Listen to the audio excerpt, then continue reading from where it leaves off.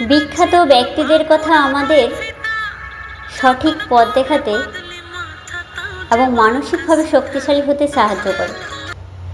তাই স্বামী বিবেকানন্দের কথা মনে আসে। উনি বলেছিলেন, জেগে ওঠো, সচেতন হও এবং লক্ষ্যে না পৌঁছানো পর্যন্ত থেমো না।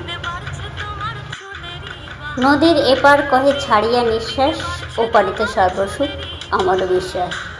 রবীন্দ্রনাথ ঠাকুরের এই কথা আমাদের আজও মনে গেঁথে আছে। অর্থাৎ নিজের যা আছে তাই নিয়েই সন্তুষ্ট থেকে আমরা সামনের দিকে এগিয়ে চলাই হচ্ছে বুদ্ধিমানের কাজ। আবার এপিজে আব্দুল কালাম বলেছিলেন, স্বপ্ন সেটা নয় যে তুমি ঘুমিয়ে ঘুমিয়ে দেখো, স্বপ্ন সেটাই যা তোমাদের ঘুমাতে দেয় না। স্বপ্ন দেখতে আমরা সবাই ভালোবাসি, তাই স্বপ্ন বা লক্ষ্য পূরণের জন্য আমাদেরকে কঠোর পরিশ্রম করে যেতেই হবে।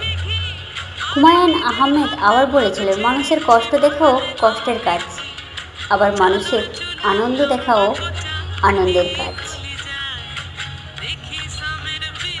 সাফল্য ও পরিশ্রম নিয়ে